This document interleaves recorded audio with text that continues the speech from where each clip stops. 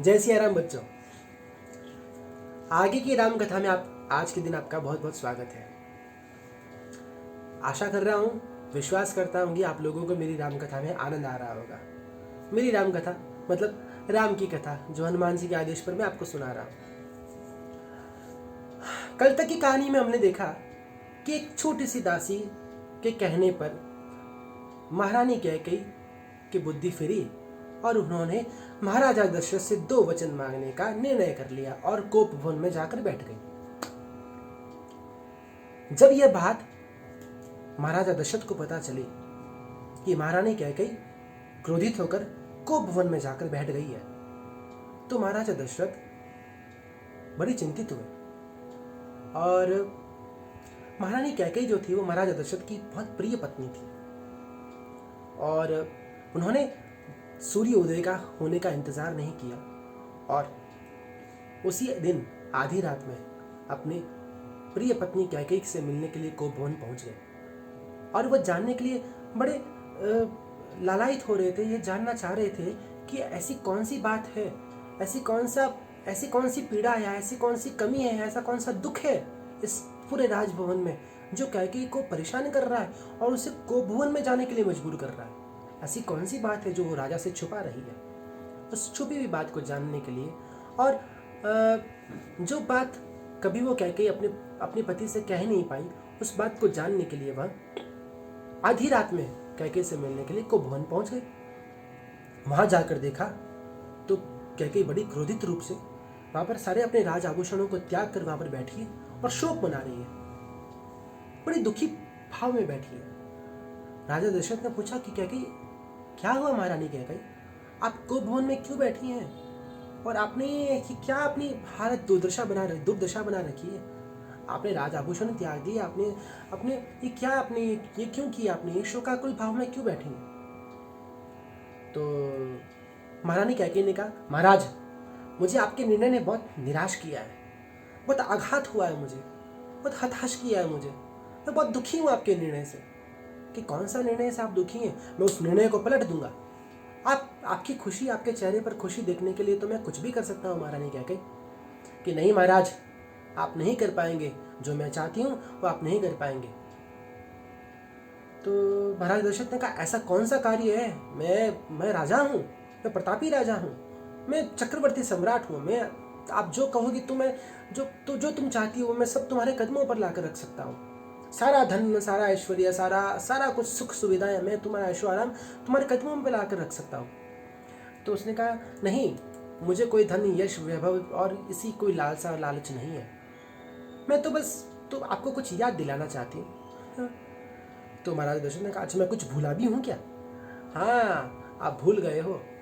कि क्या भूला हूँ, जरा याद दिलाओ मुझे। तब तक तो महाराज दशरथ इतने सीरियस और इतने चिंतित, मतलब कि वो नहीं थे कि ऐसा कुछ मांग लेगी। उनको ऐसा बिल्कुल भी मतलब कि विचार नहीं था कि महारानी कैकेयी क्या मांगने जा रही है, इसलिए वो उनसे विनोद भी कर रहे थे, थोड़ा मजाक भी कर रहे थे। तो महारानी कैकेयी ने कहा, याद है आपने मुझे कई वर्ष पहले 2 वचन देने का वादा किया था कि जब भी तुम्हें जरूरत पड़े, आवश्यकता पड़े तो तुम मुझसे 2 वचन मांगना, मैं तुम्हें वो तुम्हारे वचन में अवश्य पूरे करूंगा। हाँ महारानी कैकेयी, अब आधी रात में तुम ये वचन मांगने के लिए कोप भवन में आ गई हो, कल सूर्योदय होने पर मांग लेना। अभी भी वो इतना सोच नहीं पा रहे थे कि महारानी कैकेयी क्या मांग लेगी, तो अभी भी उनसे वो हंसी ही कर रहे थे, विनोद कर रहे थे। अरे कैकेयी, अभी हम अपने राजभवन चलते हैं, हम कल सुबह होकर बात करेंगे। नहीं, आपके लिए बहुत तुच्छ और छोटी बात होगी, लेकिन मेरे लिए बहुत महत्वपूर्ण बात है, इसलिए मैं इसी रात यह निर्णय चाहती हूँ, आपसे ये वचन मांगना चाहती हूँ। ठीक है, मांगो, आप क्या मांगती हो, आप क्या चाहती हो महारानी कैकेयी, मांगो। मैं राजपूत हूँ, मैं एक राजा हूँ, मैं अपने वचन पर हमेशा अटल रहता हूँ और मैं आपके वचन पूर्ण करूंगा। महारानी कैकेयी ने कहा, महाराज दशरथ, मैं आपसे 2 वचन मांगती हूँ कि मांगो। पहला, राजगद्दी कौशल्यानंदन राम के स्थान पर कैकेयी पुत्र भरत को सौंपी जाए। यह बात सुनते ही राजा दशरथ अवाक रह गए। और दूसरा, राम को 14 वर्ष के लिए वनवास भेज दिया जाए। इतना सुनने पर महाराजा दशरथ मतलब अपने आप में समा नहीं पा रहे थे। ऐसा उनको प्रतीत हो रहा था कि अंबर फट गया है, धरती फट गई है और मैं धरती के अंदर समा रहा हूँ। ऐसा लग रहा पूरी दुनिया का पहाड़ जो है उनके मस्तिष्क पर, उनके हृदय पर आकर गिर गया है और वो घुटनों के बल आकर बैठ गए। उन गुस्सा आया, क्रोध आया उनको, और एक बार तो वो क्रोध में उस कैकेयी के ऊपर क्रोधित होकर चिल्लाने लगे, क्या बात, क्या मांग रही हो महारानी कैकेयी?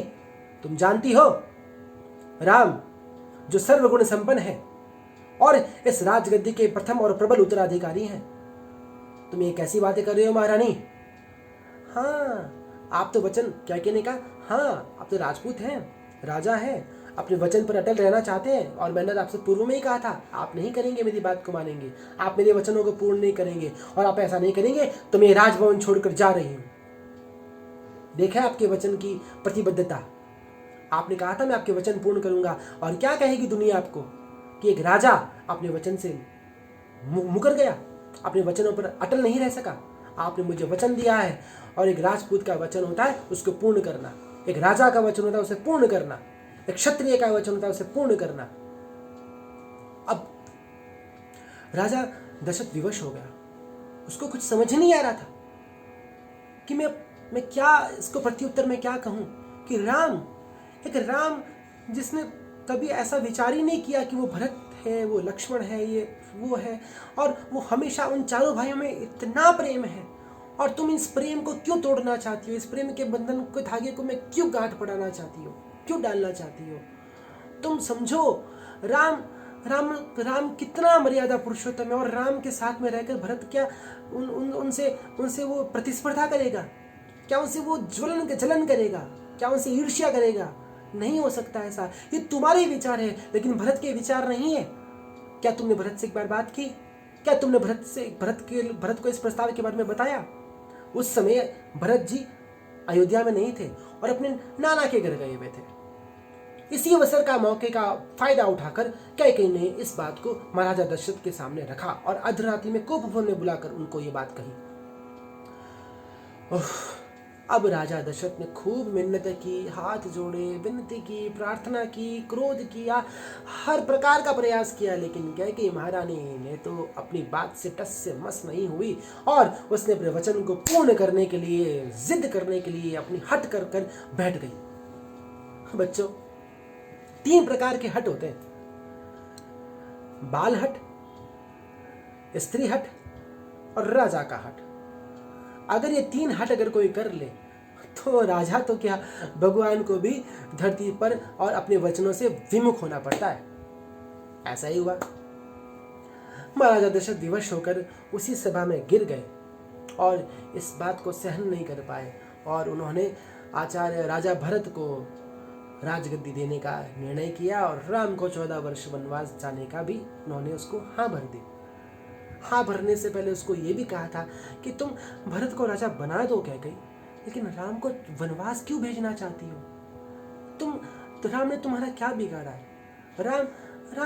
राम को इस राजभवन में रहने दो, राम को अयोध्या में रहने दो। मैं राम को कहीं और का छोटा राजकुमार बना दूंगा, कोई छोटी शासन उसको दे दूंगा, लेकिन राम को वनवास मत भेजो। नहीं, आपने मुझे वचन दिया है राजा, आप अपने वचन से विमुख नहीं हो सकते, आपको अपने वचनों का पालन करना पड़ेगा। इतना कहकर जैसे ही उसने कैकेयी ने ये बात कही और वो अपने घुटनों के बल बैठा अपने भाग्य को कोस रहा था, उस समय तुरंत उसे अपना वो श्राप याद आया। तो श्राप श्रवण कुमार के माता पिता ने उस राजा को दिया था और वह गाने लगा, अपने मन ही मन उस श्राप को याद करने लगा।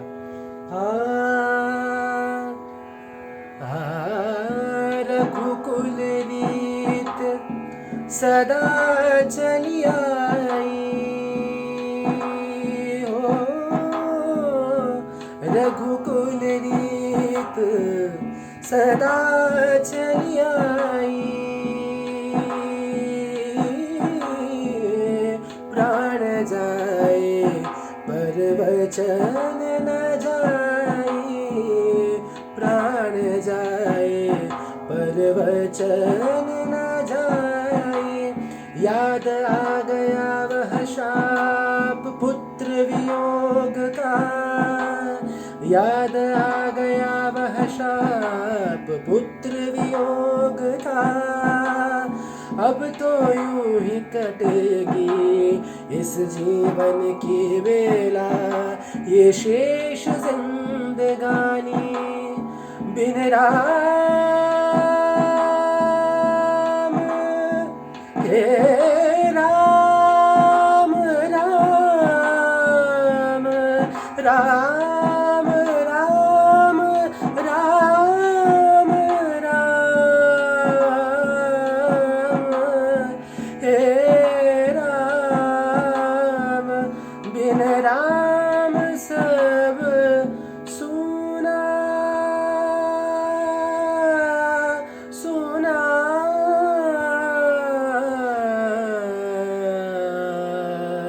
राम राम राम राम।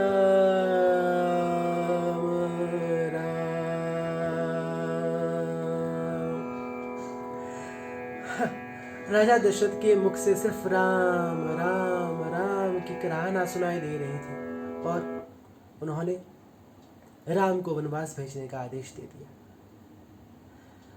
आज की कथा को यहीं विराम देते हैं और अगली कथा के लिए आप कल तक इंतज़ार कीजिए। तब तक इस राम कथा का स्मरण कीजिए। जय सिया राम।